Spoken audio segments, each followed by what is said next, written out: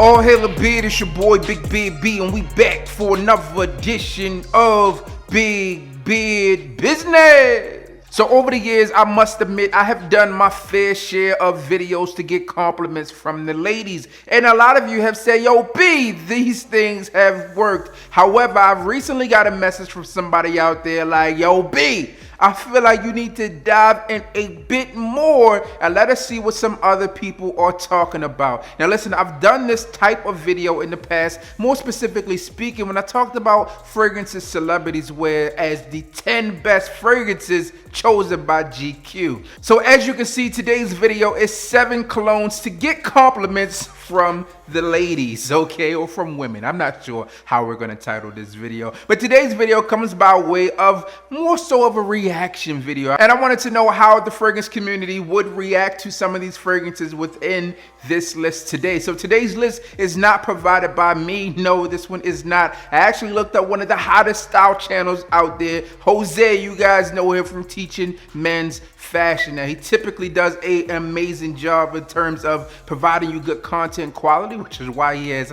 a lot of subscribers. But here's the thing, man. I wanted to dive into the list and kind of go over some of the fragrances that he mentioned and get your perspective. Now that you know what we're doing, let's get down to Big Beard Business.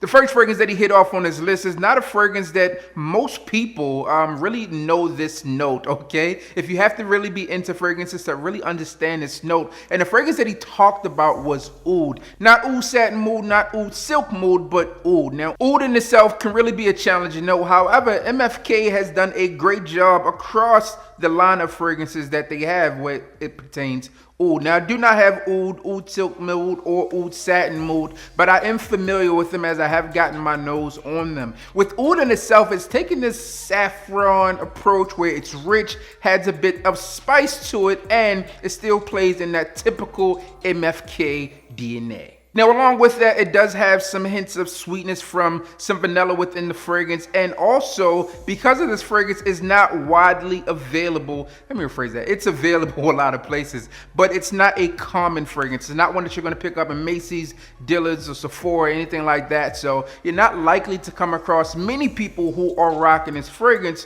which again opens you up to compliments. So let me know your thoughts on that pick down below. Now, the next fragrance on his list is no stranger when it comes to fragrance lists or the fragrance world. In fact, this fragrance is one of the most searched fragrances on YouTube. So if you're thinking about starting something out on YouTube, then Versace Eros is the way to go. So listen, man, the next fragrance on this list, as I stated, was Versace Eros. And if you know anything about this fragrance, this one is this earthy, woody fragrance that has a blast of citrus. This one opens up with some lemon. You also have some apple to add that sweetness to it, and it has been a standout fragrance. Over the years, I've talked about this one in a number of ways, and because of its success and popularity, it's been able to come out with flankers. So we have Versace Eros, we have Versace Eros Flame, and now we have the Versace Eros Parfum hitting the markets really soon, if it's not already out there today. Now, the original Versace Eros does not follow the standard trends of what you would get in a fragrance today. If a fragrance released today, it would be a bit different. Obviously, this fragrance came out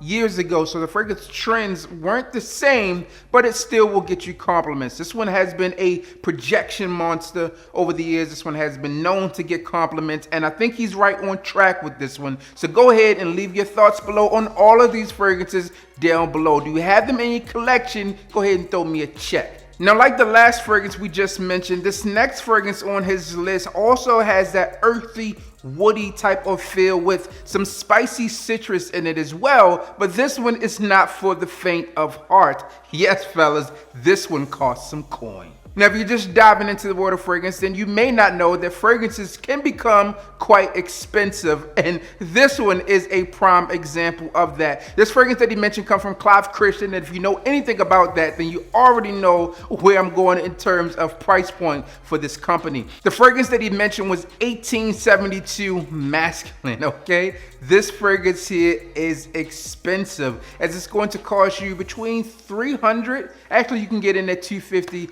up to to $500 for this fragrance here, man. But again, this one has that spicy citrus, it's earthy, and it's also woody. Now, I do not personally have this one within my collection, and one of my favorites from the House of Clive Christian is going to be Rock Rose. And if you know anything about that one, I've talked about this one over the years, but again, it's not one that is really on a lot of people's list. In addition to that earthy, woody feel with that spicy citrus, you're also going to have this resinous vibe to it. Now, it smells really expensive, and you get that with a lot of Clive Christian fragrances. So if you have this one in your collection, I would love to hear from you. Comment down below.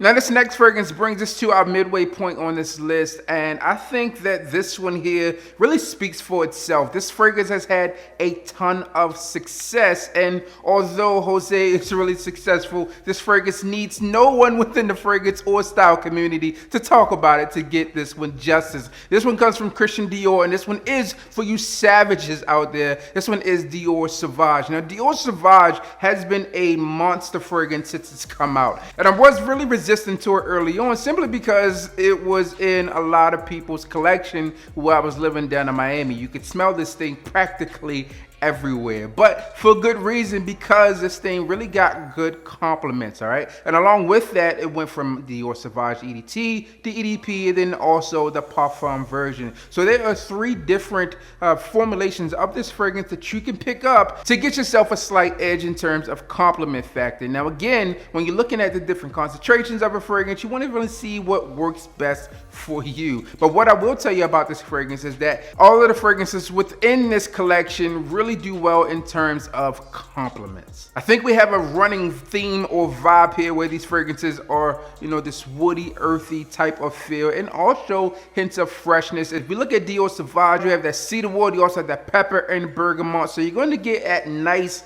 woody, earthy, citrusy, or fresh type of vibe with this one, because Dior Sauvage isn't really citrusy at all. So all in all, great fragrance, great recommendation if we are on a roll. So that is 4 fragrances down, 3 more to go, and this next one is one that the fragrance community is all about. Now, what I will say is that it takes a special someone to really enjoy this fragrance and learn to love it. Now, what I will say is that this one comes from the master of seduction. If you've been around this channel, then you know who I'm talking about. It's Tom Ford, or widely known as Tom Ford, because that is his name. But all jokes aside, man, this fragrance here is one that's described as rare, distinctive, and exotic. And this also has the note of oud, which again is really a fragrance note that not a ton of people really enjoy, but when it's done right, it is done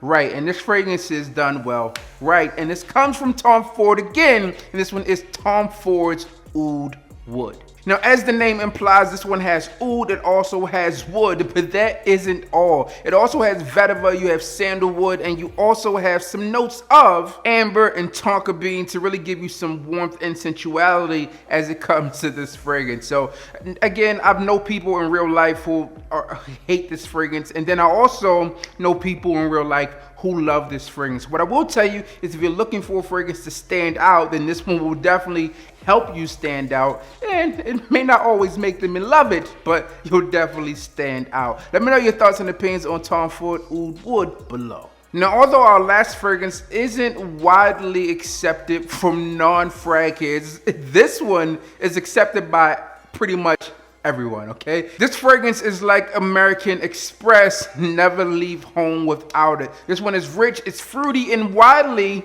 regarded as the king when it comes down to fragrances, and this one is Creed Aventus. Now, Creed Aventus really makes a lot of lists as it comes to compliments, it comes to smelling rich, smelling everything, okay? This one comes from the house of Creed. Now, the Creed has been sold off. It was a family legacy. Okay, so I'm interested to see what happens down the line as they release new fragrances. And first up, it appears we have the Creed 10-year anniversary edition for Aventus. It comes in a black bottle, and I'm interested in getting my nose on. I want to know if it's just the regular old Creed fragrance in, you know, a black bottle, or do we have something different? I would love to know that. Now, here's what I will say on this fragrance here.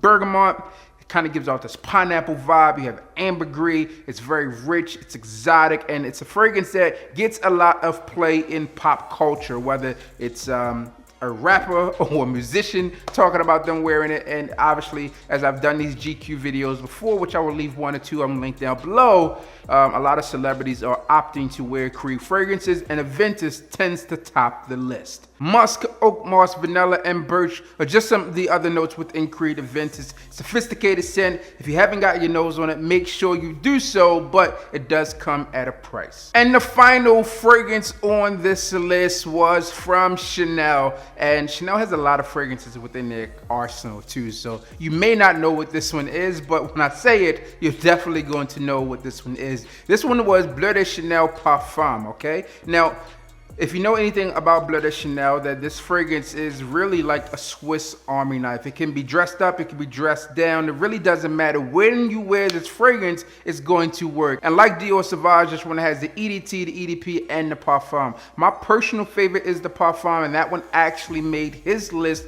as well. That one has this nice blue feel, but it's also woody, and I really think that they did that fragrance extremely well. I've mentioned that one on my compliment list before, but today we're talking about getting the compliments from the ladies. Let me know if any of these 7 fragrances are within your starting 7 fragrances. I would love to know. I think this is a good conversation and good dialogue. Make sure you check out Jose, because you probably already do, at Teaching Men's Fashion. And then also, before you get out of here, man, make sure you like, comment, and subscribe. Tell a friend to tell a friend that we are back again, figuring out ways to get you compliments from the ladies, even in this quarantine mass setup. And as always, we need you to hit the goddamn